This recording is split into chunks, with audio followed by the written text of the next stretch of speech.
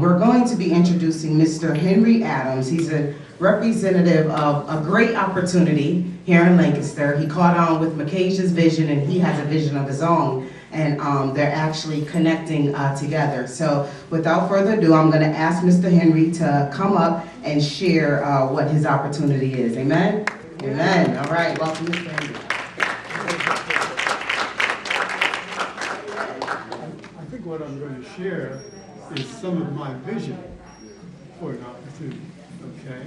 Because I think it's important that we all have a vision.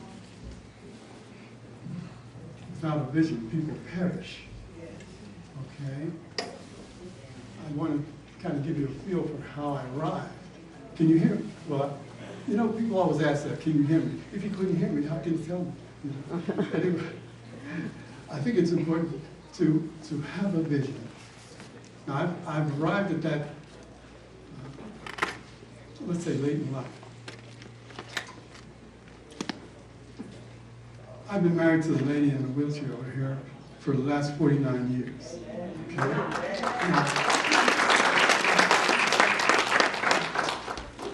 We've had quite a marriage. The problem with it is it has been dominated by the fact that she has sickle cell anemia. Now, how many people in the room know anything about sickle cell anemia? I see hands going up all over the place. Okay. Sickle cell anemia has been around as long as far as I know, as long as malaria has been around. And it has been shown in countries that have malaria, there's sickle cell. The problem with it, what causes the problem, is that the hemoglobin cells in the body do not carry enough oxygen, okay? And that's a problem. And at times, since they're ill-shaped, they cause severe pain for those recipients who have it. In order to get it, you have to be born with it, and the parents each have to have a sickle cell trait. Okay, you follow me so far? Okay. So if you have a sickle cell trait and two people marry, the chances are they'll have a child, maybe two children with the disease, one child perhaps with thalassemia, perhaps one child with just normal. It's all kinds of different things. There's been a fair amount of research on the trait, on the disease, on the disease. And they really haven't come up with much more than pain management. Pain management. That's not very much, okay? There's been no treatment that I know of. Well, let me put it this way. There are some treatments, some cancer drugs do some things and what have you. And if people have very, very serious cases, then they sometimes can be helped with that. But generally, there's no treatment. I have the idea, and I believe it was a divinely given, that if we studied the trait more, perhaps we would get some insights into the disease. When I first talked about this, I talked about it in relation to the business that I'm going to show you tonight, but I talked about it quite a bit. And I wasn't really sure that I was on good ground. So I got with some people who know what sickle cell is all about, and they said, well, we don't know. We don't know. And the fact that you don't know means you've got to do some research. Because people, what the medical community right now thinks that sickle cell, the trait is benign. Benign meaning that doesn't really have any bad effects or good effects, it's just kind of neutral. I will say without equivocation that is not true. I know some people who have the trait and have some difficulties, and have had difficulties. One is my son. He has a trait, and he has some difficulties. Doesn't have a lot of them, but has some. Some people have more than others. So, to make a kind of a long story short, what I have done is put together an incorporated organization to study sickle cell trait. And the organization is called the Ripple Group. I always picture myself while I'm here on the bank of a pond, throwing pebbles into the pond. And so I want to have a group that throws pebbles in the pond after I'm not here. But continuing to do research. My intention, now this is my passion. Okay? This is what I want to see done. And what I've done is put together an organization. It's gonna, we're not 501c3 yet, but we're gonna work at that. Meaning that you can make contributions and take them off your taxes. We haven't worked that far. And it's a brand new organization. I don't have board of directors yet, so I'm working on that as well. I guess what I'm trying to say to you is that if you have something that you want to really see happen in the society, God may have given you that as your vision. Now, some of us think, well, we're too old to do this, we don't have enough training, don't worry about that part. If you have something that you really should be doing, get about doing it. What do? Get about doing it. If you have something that you feel God has put on your heart, and it is something that will help an awful lot of people, and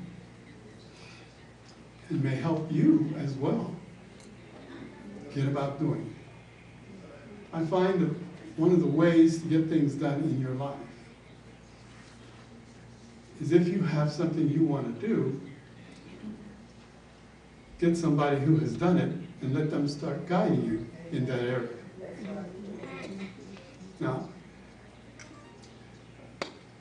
as far as we know, my wife is the oldest sickle cell patient in Pennsylvania. Okay? Because last year she had her 80th birthday. I had my 80th in February. I only married because I like older women. But anyway, what I'm talking about is fairly serious stuff. And we need to be able to do things in the community to help one another. We do a lot of talking about that, but I'm not sure that we really take it seriously. Because most of us are so busy selling our hours for dollars. We don't think of other kinds of opportunities, shall we say. Entrepreneurship is where we should be headed. We need to own things.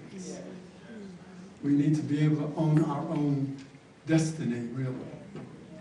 And we don't. We have to go to the man to get this and that and the other, instead of dealing with one another. The situation I'd like to show you, if you have an interest in this, is one that will provide unlimited income. What did I say? It has opportunity to provide what? Unlimited income. Now, that's worth a lot, because most of us work for 40 years, 40 hours a week for 40 years to retire on 40% of what you were making. And you couldn't make it on 100%. And so we're out there asking, welcome to Walmart, that kind of thing. That's difficult. That's not where you should be when you're, what I want you to do is think about the possibility of real unlimited income. What could we do if we had real millionaires? And what have you, in and amongst us? Or if you were one, what would you do? You think it's